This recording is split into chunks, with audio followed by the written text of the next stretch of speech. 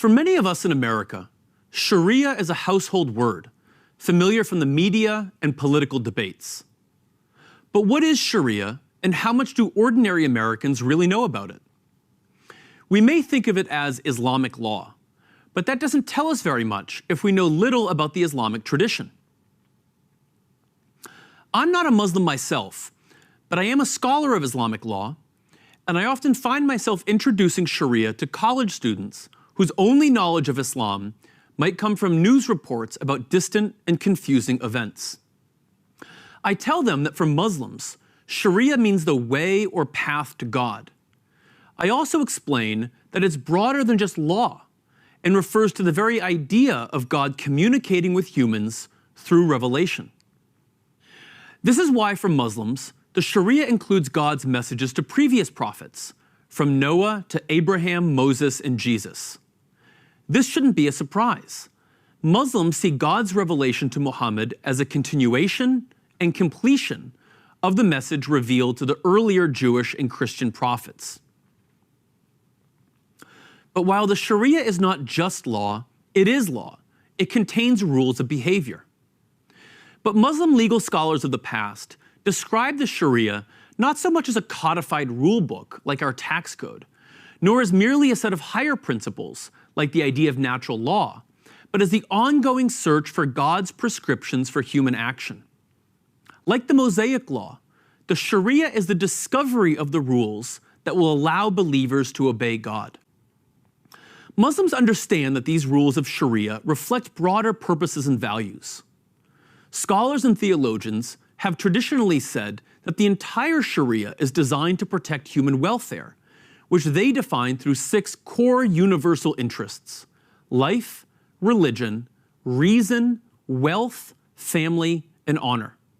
For example, the Sharia prohibits the consumption of alcohol, but scholars don't just say that this is because God has forbidden it, but also because it is God's will that humans protect and preserve their reason or intellect, which is necessary for making correct moral decisions. The Sharia also prohibits sexual relations outside of marriage. This is not just because of divine decree, but because it preserves family bonds.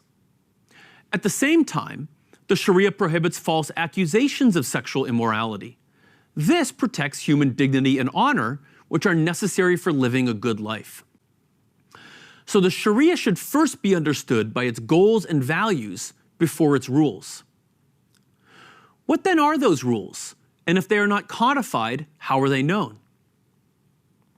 Muslim jurists discovered these rules through 4 primary sources: the Quran, the words and actions of the Prophet Muhammad, the universal agreement about a matter by the Muslim community or its scholars, and the careful use of analogy.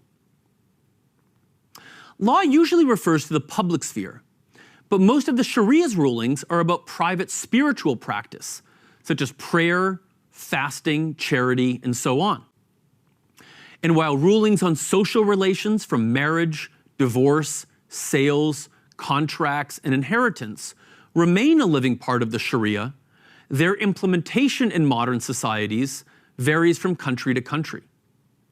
Sometimes it is based purely on personal conviction, as in the case of American Muslims voluntarily giving to charity or following Islamic finance laws. Importantly, very few of the areas of behavior and social relations that the Sharia governs have only a single rule on which all jurists agree. Scholars always accepted and recognized reasonable disagreement, because interpretation could rarely provide complete certainty about God's intentions. Yet this did not mean that anyone could just impose their own understanding of God's law on others, especially through force. While the Sharia also encompasses certain rulings on civil procedure, aspects of crime and punishment, and even warfare, only public authorities could establish courts with the power to enforce Sharia rulings. Today, this has changed in a number of ways. In nations where Muslims are minorities, such as the United States, Muslim scholars emphasize that the Sharia makes it obligatory for Muslims to follow the secular laws of the lands where they live. In many Muslim majority countries, it is now the state alone, and not scholars who specialize in the Sharia, that decides what will be enforced in courts. And the state's rules are completely divorced from the sophisticated methods and culture of traditional scholars.